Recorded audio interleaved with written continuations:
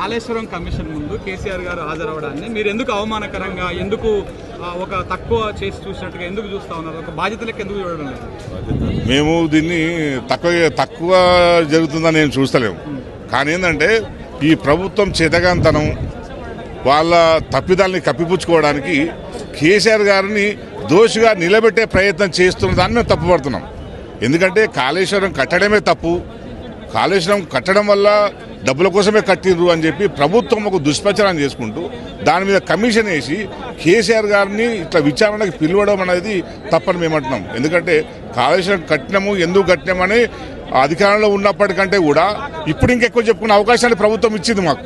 ఓ రకంగా హరీష్ రావు గారిని పిలిచి, రాజేందర్ని పిలిచి, కేసీఆర్ గారిని పిలిచి కాళేశ్వరం అనేది ఇప్పుడు జాతీయ అంతర్జాతీయ స్థాయిలో చర్చ తీసుకుని చేసే అవకాశాన్ని రేవంత్ రెడ్డి కూడా ఇచ్చిండు. మేము దాన్ని ఆహ్వానిస్తాం.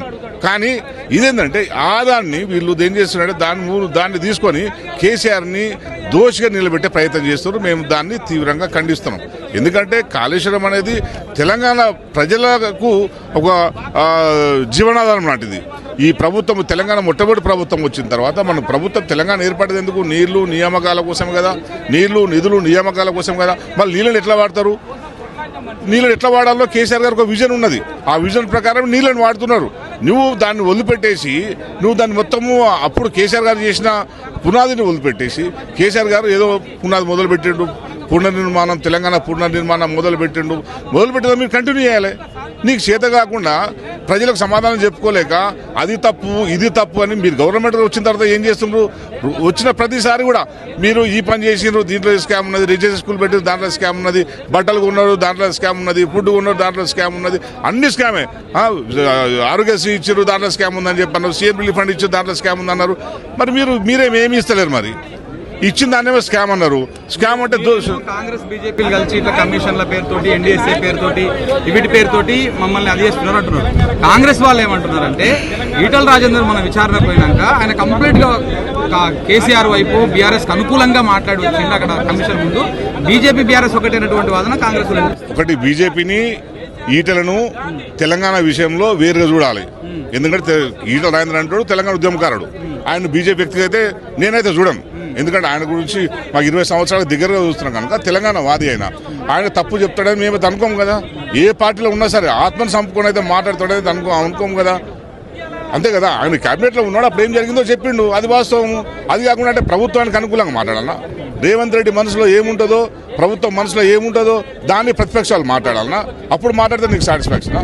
మరి ఎస్ఎల్బీసీ కూలిపోయింది కదా, ఎంతమంది చచ్చిపోయారు, ఎంతమంది అడ్రస్ లేవు, ఇప్పటివరకు శవాలు అడ్రస్ లేవు కదా. దాని మీద నీకు కేంద్ర ప్రభుత్వం ఎందుకు విచారణ ఆదేశించలేదు? ఎన్ని ప్రాజెక్టులు కూలిపోలేవు, వాటి మీద ఎందుకు కేంద్ర ప్రభుత్వం ఇప్పటి వరకు దాన్ని విచారణకు ఆదేశించలేదు? అంతెందుకు నీకు ఎన్నికల వాళ్ళు రిపోర్ట్ చేసినప్పుడు నీకు ఎలాంటి వాళ్ళు ఇచ్చారు? కట్టిన సంస్థను దగ్గర పెట్టుకోకుండా, కట్టిన సంస్థను ఇన్వాల్వ్ చేయకుండా మీరు ఎట్లా ఎంక్వైరీ చేస్తారని. అసలు నువ్వు లొకేషన్కే రాలే, నీవు స్పాట్ వెరిఫికేషన్ జరగలే. వెరిఫికేషన్ ఎట్లా రిపోర్ట్ ఇస్తారు? ఎట్లా తప్పిదం జరిగిందని ఇస్తారు? సబ్ కమిటీలో ఉన్నటువంటి హరీష్ రావు గారిని పిలిచారు, ఈటల గారిని పిలిచారు, మరి తుమ్మల గారిని ఎందుకు పిలవలేదని ప్రశ్న కూడా వస్తుంది. అంటే తుమ్మల కన్సర్న్ మినిస్టర్ కాదు కదా, దీనికి కన్సర్న్ ఏంది ఫైనాన్స్. సబ్ కమిటీలో ఉన్నా కూడా ఇట్లా సబ్ కమిటీలో పిలవరు కదా. Concern department financial department. Eatala గారు కనుక ఈటెల్ గారు పిలిచి ఉంటారు. రేపు సబ్ కమిటీలు అందరు పిలవాలని కూడా పిలుస్తారేమో. మరి పిలవాలి. మరి ఏం చెప్తారు? రేపు తెలంగాణ సమాజం ముందు తుమ్మల నాగేశ్వరరావు గారు ఏం సమాధానం చెప్తారు? మరి చూడాలి కదా. తుమ్మల గారు అంటున్నారు మొత్తం ఈటల అబద్ధాలే చెప్పిండు, బీఆర్ఎస్ కు అనుకూలంగా, కేసీఆర్ కు అనుకూలంగా అబద్ధాలే చెప్పిండు అని చెప్పి ఆయన మంత్రి హోదాలో కూడా మాట్లాడారు. నేను ఇప్పుడు అదే చెప్తున్నా. ఆనాటి మంత్రివర్గ మినిట్స్ బయట పెడితే తుమ్మల గారు ఇప్పుడు మంత్రి పదవి రాజీనామా చేస్తారా? ఇప్పుడు ఆనాటి మంత్రివర్గ మినిట్స్ బయట పెడితే తుమ్మల గారు ఇప్పుడు రాజీనామా చేస్తారా? మరి అప్పుడు ఒక మంత్రి కదా, తను కూడా మంత్రి కదా. ఒక క్యాబినెట్ సబ్ కమిటీలో ఉన్న వ్యక్తి ఇట్లా అబద్ధాలు మాట్లాడడం అనేది కరెక్ట్ కాదు. ఇంకా వయసు రీత్యా కూడా నీకు అభివృద్ధి రీత్యా కూడా తెలుగుదేశం పార్టీ అప్పటి నుంచి మంత్రివర్గంలో ఉన్నాడు, చాలా సంవత్సరాల అనుభవం ఉన్నాడు కనుక ఇట్లా అబద్ధాలు మాట్లాడడం అనేది కరెక్ట్ కాదు. మీరు రివ్యూ తెలియకుండా తెలుసుకోవాలి కదా.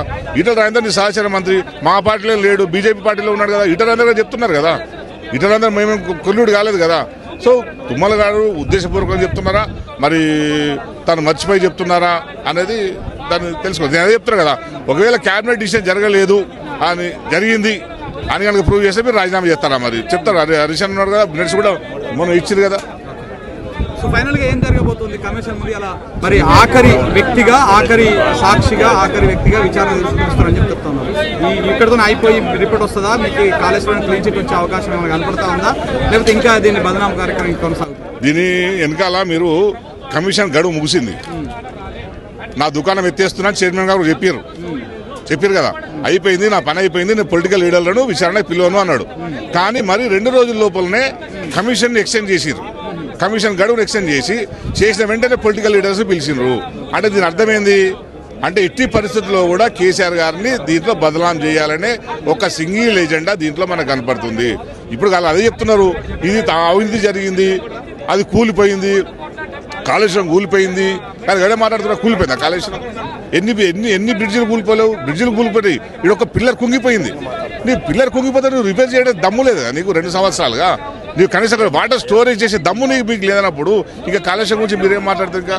సో ఇదంతా బ్లేమ్ గేమ్ తప్పించి ప్రజల అటెన్షన్ డైవర్ట్ చేయడం తప్పించి వేరే ఉద్దేశం కాదు అని చాలా స్పష్టంగా అర్థమవుతుంది.